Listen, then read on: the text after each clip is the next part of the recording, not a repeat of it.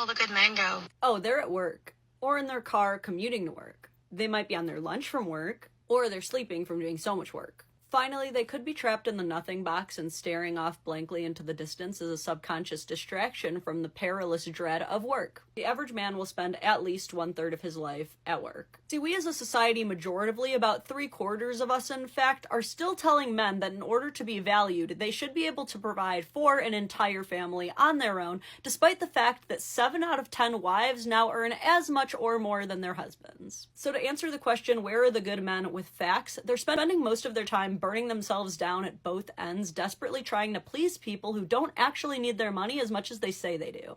So I wonder, I really have this theory. If we were more vocal and expressive in valuing men for their presence, for simply being available for us, for being who they are, like we expect people to do for us, instead of constantly telling them that it was better when they just went to war and sent home a paycheck, then maybe we'd actually have a chance at getting to meet those men. But more importantly, if we removed these superficial standards, maybe they'd have a chance to meet themselves. These are 3 more things your man has always wanted to tell you, but for numerous reasons he can't, so I will. As always, I'm far from perfect. I've just been married for 10 years, so I've learned all these the hard way. 1, you are guilty of doing annoying things too. Like, he already knows he's annoying, but he wants to know if you know that you also can be annoying. He definitely notices when you leave all of the cupboard doors open, or you leave dishes out, or you leave the bathroom a mess, but he chooses the peace of not saying anything over potentially starting a fight, and he kind of wished that you did that a little bit more too. 2, guys aren't the only ones who can be oblivious when they're being hit on, and oh my god, are you ever clueless that so many people hit on you all the time? Your dude is acutely aware of every man in your life who wants to absolutely marry you, and he kind of wishes you weren't as nice to them as you are, but he plays it cool. And 3, you fart in your sleep. And not just like little toots either. I'm talking full on the sound of the Ocean Gate submarine exploding underwater level, tearing it up. You sound like a saxophone full of Doritos. You straight up sound like if someone threw a 24-pound roll of bubble wrap through an airplane propeller, and he's impressed. Anyway, guys, don't send this to her. Just hit like, nod, smile, and pray it ends up on her FYP. These are 5 phrases guys cannot stand hearing. 1, he's so well trained. Given that he is a man and not a circus elephant, this can be a bit patronizing. 2, men are so sassy these days, especially because this is usually only said after he has expressed a very basic want or need. It's like if you were to say that you wanted to receive flowers and he were to say, "Oh, I didn't realize you were so materialistic." It's a subtle way of shaming someone so that they don't have to step up to doing something very basic. 3, fine, go ahead and do whatever you want then. He knows, you know, we all know that you don't mean that. You never did. Just say what you mean and mean what you say. 4, I just think it's funny how whatever you're about to say next is not even going to be a little bit funny. 5, since you're not busy, here's what I have planned for you. Ma'am, he sat down not because that is where he goes to await future instructions. He wants so badly to just sit down and stay there. Men need nothing time. As far as what guys do like to hear, literally just any compliment. Anything, please. They beg. These are 5 more things every guy in a long-term relationship has wanted to say to his girl, but for multiple reasons he cannot, so I will. As always, I am not better than anybody. I have made all of these mistakes, so please learn from mine. 1, get to the point. The suspense is killing him, especially if it's something that makes you uncomfortable. Just rip the band-aid off. Sometimes you just take a little bit too long dancing around things when you should just come out with it, please. 2, sometimes the amount of time you spend on beauty feels like wasted time. He knows that makeup and self-care is important to you, but he just wishes just once that you would actually believe him when he says that you look good as you are, so you can just get going a little sooner. 3, if you're getting serious, it is 100% okay for you to offer to chip in sometimes. Most guys do not mind paying for things at first, but if things are moving along and you're both working and he's never said that he wants to be the exclusive provider, it would really show that you care about making things easier for him if you just offer to chip in a little bit to meals and dates. 4, stop doing the baby voice. Like, unless you're making fun of something, it is not to be used unironically. It physically hurts their ears. And 5, he craves the group chat's approval. If he ever gets even a slight inkling that they actually like him in there, or better yet, that they took his side of an argument, he will ride that horse into the sunset like the end of a spaghetti western, dude. That will be his new Roman Empire. And guys, just remember, don't You already sent it to her, didn't you? Oh, okay. Well, if you sent it to her, you gotta make her girl dinner. Those are the rules. Should've waited till the end of the video. This is a Womansplaining Men to Women episode that is long overdue, so listen up. If there is one thing men hate more than almost anything in relationships, it's when you treat him like he's your ex. About every dude you know has had to atone for the sins of the dude who came before him somehow, and this is what it looks like. Trying to justify possessive and controlling behaviors because she was cheated on in the past. Jumping to the worst possible assumptions about why he's doing things based off of why her ex used to do things. Or constantly testing him to gauge his reaction to make sure that he's not doing the same things her ex did. Men are generally very sympathetic to women who have been mistreated in the past and will often go out of their way to make them feel more comfortable. For example, moving more slowly if they notice that she flinches when he moves too fast. But it does get exhausting having to wear the mantle for some other dude's crimes day in and day out. If you don't have it in you to give your new partner a clean slate, it is perfectly okay to take more time on healing yourself before entering the dating world again. But if you're still projecting your shitty ex onto every guy you date, please leave these poor dudes alone. It's not your fault what happened to you, but it is your responsibility to work on it, not his. My mother told me, she said, you never hit a man where he's weak. Never. It could be true, it could be real, but you don't hit him where he's weak because it'll turn around on you. You can get him to do what you need him to do, but you never hit a man where he's weak because they never forget it. It lives with them. And so I know what his weaknesses are. He don't know I know they're there. This right here is so true. This is what men are talking about when they say that they're afraid to open up about their biggest problems because it often gets weaponized against them. Because we aren't talking about general criticisms like, hey, you don't move the couches when you sweep, or you haven't been wiping down the counters after yourself. We're talking about when you know your man's deepest insecurity. He's opened up to you about the thing that he has struggled the most with, and you bring it up in a discussion or an argument to either hurt him or motivate him to do what you want him to do. For example, I have heard men open up to their girl that they are so hurt that their father abandoned the family, so she uses it against him like, you are being just like your father right now. Or when a man opens up about how he's been broken up with numerous times, so she brings up, and that's why girls always leave you later on in an argument. She is completely right that he is never going to forget that you did that, and he's sure not going to be the same man to you afterward. All of a sudden it's going to be, why isn't he opening up to me anymore? Why doesn't he seem to trust me anymore? Where did the love go? And this is where men aren't the only ones who are blindsided when a relationship ends. When a man has his weaknesses exploited by a woman he trusts, he generally falls back in silence and doesn't say a word. So if you've ever been guilty of doing this to a man in your past, you might have been able to say that you didn't know what was going on before, but now that you've made it to the end of this video, don't make that mistake again. Me calling my ex-husband while we were separated because I was having a panic attack and he was my safe person. Him coming to pick me up even though I was the one divorcing him. I completely understand this. I did it several times. I struggle with the sadness of the decision, but it was needed.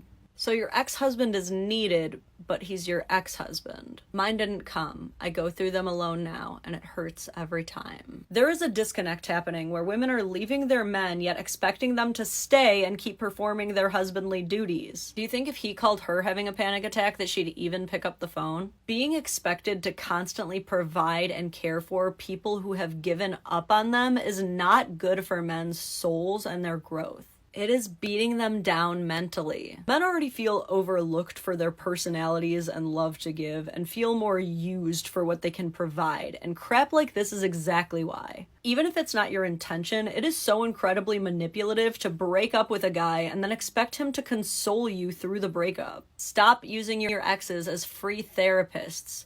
Move on, and let them move on in peace.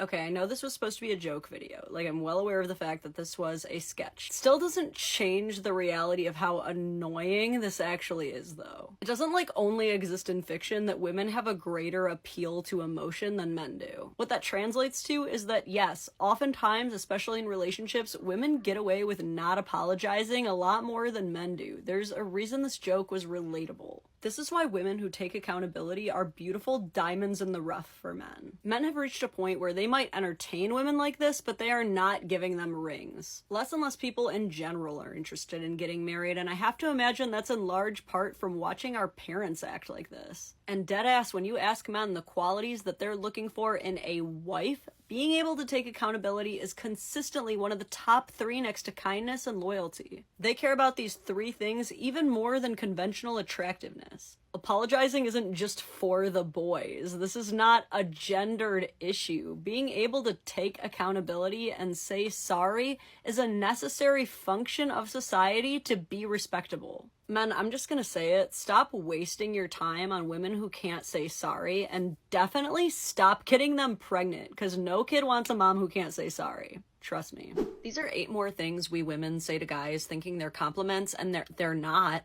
1, referring to him as a short king. Like, I guess you gave him a little noble title, but at what cost? You wouldn't call a dude like Pocket Prince or Little Lord or Bite-Sized Baron or Minuscule Mayor. 2, I'm not usually into guys who have insert whatever quality here that he's suddenly about to feel very insecure about. Like, I get why you think it's a compliment. You're trying to say that there are so many awesome qualities that make you overlook the one that you usually hate, but surely there's a way you can compliment him that won't make him feel worse than when you started the compliment. 3, if you put the words actually or surprisingly in the compliment, it's not a compliment. Saying, wow, you actually look good today, or you're surprisingly good at that, is not actually nice. 4, when you see another guy doing something stupid, immediately saying, at least you're not that incompetent. No, seriously, imagine if a guy was to be like, at least you're not that ugly. Which brings me to 5. Men are disgusting. Not you, though. Nah, because that makes him think you either don't see him as a man, or there is a time limit before you start to see him as you see men. 6, being referred to as her boy toy. Most guys don't really want to feel like your flavor of the week, and they really don't like when you rub in if they are. 7, I don't actually like guys that are super muscular. You don't have to remind him he could be bigger. And finally, number 8, when he does something nice for you and you say, you're so well trained. Guys hate that because it makes it sound like his love and dedication to you has just been an obligation all along. Seriously, guys do not get many compliments, so if you're gonna give him one, don't make it one of these. We talk a lot about how guys don't pick up on hints, and that's absolutely true, but I'm gonna let you in on a little secret. A lot of them absolutely do. You'll just never know because it has the same result anyway. Because even if a guy does pick up on your subtle hint, even if he has not only picked up on it, but has analyzed it from 1,000 different angles, has seen 3,000 different doghouses from this hint, he's still not going to do anything about it. Even if he gets it, he is going to pretend that he has no idea what you're hinting at. Why? Because he is not going to reward this behavior. Because he might get it this time, but if he lets you know that, he is screwing over his future self that is not getting the future hints because you're going to come to expect it. He can't let you think hints work because he relies on proper communication skills to keep the whole relationship afloat. If you can't put in the effort to turn your hint into respectable verbal communication, he's not going to put in 3 times that effort trying to unscramble your unnecessary puzzle. So you have 2 options. Either keep dropping hints and enter a psychological stalemate, or use your words and build a healthy relationship. Choice is yours. Why are there so many dating coaches telling women that if they want a guy to stick around, they have to be a bitch? Women are on this app by the hundreds of thousands saying things like, my man didn't start treating me right until I started treating him wrong. I swear things didn't start getting better until I stopped giving a f. I listened to all this aggressive language, and at first I was like, what the f is wrong with you? But then I listened to what they were saying and I realized what was actually happening. At the end of the day, they're right and they're wrong. Let me explain. The reason that all of these women think that they're finding so much success in being a bitch is because they're confusing being a bitch with simply being assertive and clearly communicating. Look, it's been a tough transition for us women. Our whole lives, we've been socialized to understand that feminism means being submissive, polite, agreeable, quiet. So much so that the most basic forms of sticking up for ourselves feel to us like we're being bitchy. And the truth is that men really do want a lot of the qualities that come with what we associate as being a bitch. That is, communicating very clearly and directly, stating their boundaries concisely, plainly establishing their wants. What they don't care for is the attitude part. What these women are actually finding success in is simply using their voice. But in an effort to become more assertive, some of us are getting a little carried away, and men can only take being blatantly mistreated for so long. It can be a really powerful thing when we realize that our voice can be used to stand up for ourselves and what we believe in.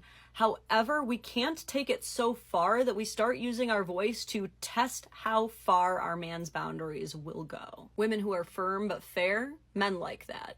Women who are bitches for the sake of being bitches, stay single.